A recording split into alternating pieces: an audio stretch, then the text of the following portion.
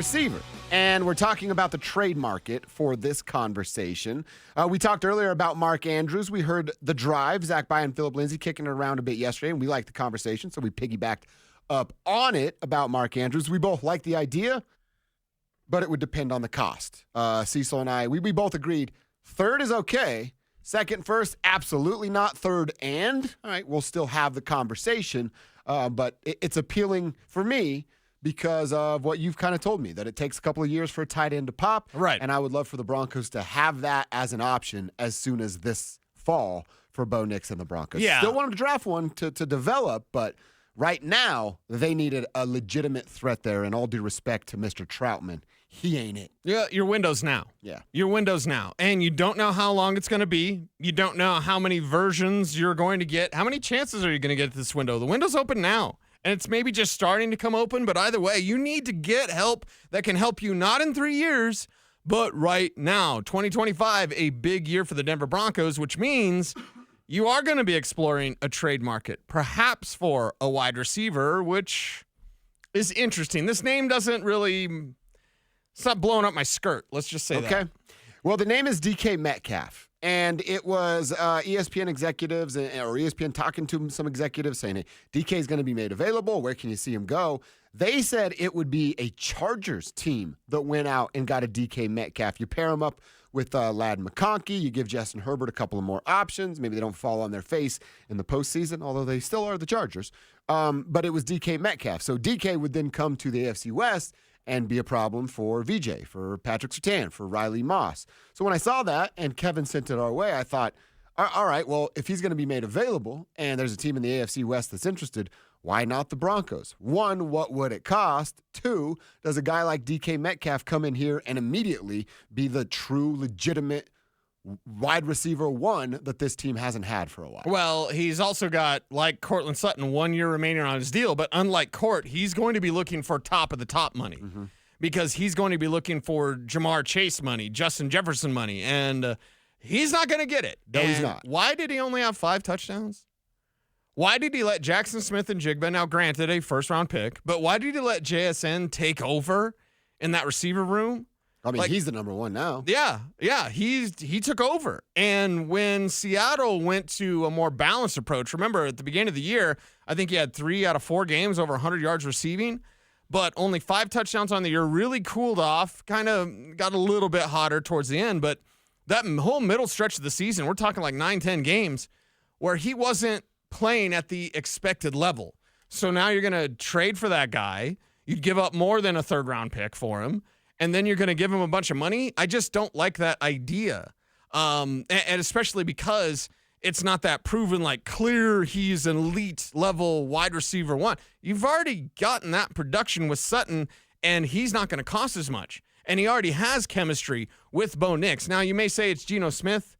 You may say it's just, Seattle, and they try to emphasize the running game a little bit more. Yeah, but you need to be doing that here. Of course. So is he going to be unhappy when he comes in and he's catching 1 touchdown in 9 games? Like, is that how DK Metcalf is going to be? Is he going to let someone else take his job? Because he was the guy. We all know the pictures. We all know the play where he ran down on the pick 6 and he stopped the play. Like, he's amazingly fast. He's huge. He looks like the Hulk. I'm not letting JSN take my job. And that's straight up. That just happened. Yeah. That straight up happened this year in Seattle. DK's only 27. He'll turn 28 in December. Cortland Sutton is 29. He'll be 30 in October. Cortland Sutton has had 2 really good years and 2 completely different ways of having good years. Right. And that's a credit to who he is adapting. You just talk about DK wasn't able to do that. Cortland has shown he can do that. But I would be interested in DK Metcalf. Again, what's the cost? That's a conversation that we have to have. But, man, you talk about, much like tight end, now I think it's a little bit different because of speed and space situations that NFL teams can set up for a young wide receiver to succeed. Then all they have to do is catch the ball, right, Troy Franklin? But DK, man, so then Bo's weapons become DK Metcalf, Cortland Sutton, Devon Vele. We hope that there's a tight end involved, but we know that it would be a huge upgrade to the wide receiver room. I can't just sweep this under the rug. I think this is something that I wouldn't mind hearing them kick the tires on. Again, I'd love to know what Seattle's looking at as far as cost and what they're looking to get back for a guy like DK Metcalf. But you said it too. You use that against them. Well, what are you going to do? Let him walk next year because you're not going to give him a contract because you have people behind him. You have JSN. So you put the pressure on the Seahawks, and then maybe it is like, what if I said, hey, you're going to give up a third and Troy Franklin? Would you do it? You get Seattle, you get out of the contract situation, and we give you a young piece that you can continue to build around. I don't think they would do it, though. That's the problem, because the third is a nice price, and Troy Franklin's a throw-in. Okay. Right? Exactly, a throw-in. That's what I'm doing. I don't think Troy Franklin will take the step that Marvin Mims did. I could totally be wrong, and he turns into a multi-year Pro Bowler. I don't think that's going to happen. So what is going to happen? He'll continue to disappoint and upset and frustrate. He'll continue to drop passes. He'll continue to have forced chemistry for whatever reason. If he's even on the 53, you add the right pieces, Troy Franklin might be a practice squad player next year. And I don't care about Oregon, and he played with Bo. Yeah. Well, he didn't play good football last year. And Bucky Irvin should have been your pick instead of Troy Franklin, but I digress. The DK Metcalf thing, the price is good, but I don't think they would take that. And then I also go back and go, well, this is the guy that scored 22 touchdowns in 2 seasons 4 years ago. Since then, I don't think he has 22 touchdowns. Oh, no, math. He has 19 touchdowns. So he scored 22 in 2 years.